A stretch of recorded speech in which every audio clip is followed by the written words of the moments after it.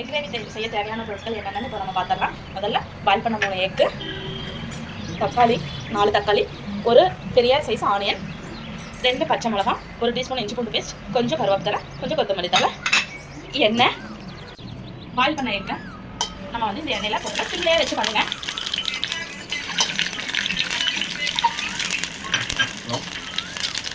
நீங்கள் இதை வந்து கைவிடாமல் இதை நல்லா வந்து ஃப்ரை பண்ணி எடுத்துக்கோங்க. இப்போ வந்து நம்ம ஃப்ரை பண்ணி வச்சுருக்க எக்கை வந்து ஃபோக் ஸ்பூனில் வச்சு நல்லா ஃபோக் பண்ணி எடுத்துக்கோங்க.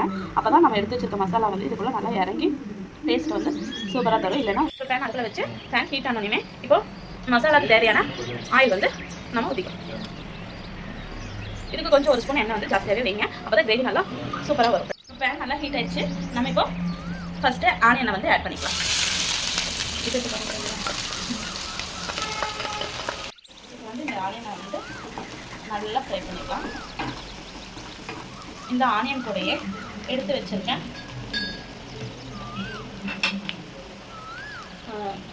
பச்சை மிளகாய், இஞ்சி பூண்டு பேஸ்ட்டு, கருவேப்பிலை இதெல்லாம் வந்து வணங்கிடுச்சு. இப்போ இந்த டைமில் வந்து உங்களுக்கே பார்த்தா தெரியும் இஞ்சி பூண்டோட பச்சை வாசம் போய் ஆனியன் வந்து எந்தளவுக்கு ஃப்ரை இருக்குது. இந்த அளவுக்கு ஃப்ரை ஆனால் போதும்.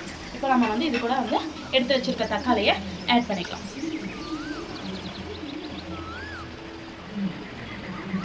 எந்த அளவுக்கு நம்ம வணக்கிறோமோ அந்த அளவுக்கு வந்து இந்த கிரேவியோட ஸ்ட்ரக்சர் வந்து சூப்பராக இருக்கும். தக்காளி இந்த அளவுக்கு வணங்கும் போது நம்ம இப்போ தேவையான மசாலா வந்து நம்ம இப்போ ஆட் பண்ணிக்கலாம். அப்போ தான் இது ரெண்டும் வெந்து வரும்போது ஒரே ஈவனாக வரும். இப்போ நம்ம அதுக்கு தேவையான மிளகாய்த்தூள் வந்து 1 டேபிள் ஸ்பூன், மல்லித்தூள் வந்து 1 டேபிள் ஸ்பூன், மட்டன் மசாலா உங்களுக்கு டேஸ்ட்டு பிடிக்கும்னா அதை ஆட் பண்ணிக்கோங்க. இல்லைனா சிக்கன் மசாலா ஆட் பண்ணிக்கோங்க. 1 ஸ்பூன் மட்டன் மசாலா, அரை ஸ்பூன் அளவுக்கு வந்து கரம் மசாலா ஆட் பண்ணிக்கோங்க.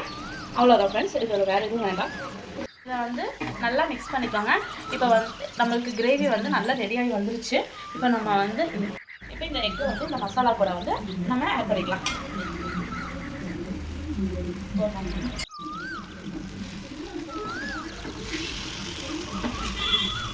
மல்லித்தலையை வந்து இந்த மசாலா இதெல்லாம் போட்டு ஸ்டவ் ஆஃப் பண்ணிடலாம். அவ்வளோதான். நம்மளுக்கு சுவையான எக் கிரேவி வந்து நம்ம ரெடி ஆகிடுச்சு. நம்ம வந்து சர்வ் பண்ணிக்கலாம். இப்போ நீங்கள் வீடியோவில் பார்த்தீங்கன்னாவே நல்லா தெரியும் எந்த அளவுக்கு இந்த எக் மசாலா வந்து டேஸ்டியாக வந்துருக்குன்னு சொல்லி பாருங்கள்.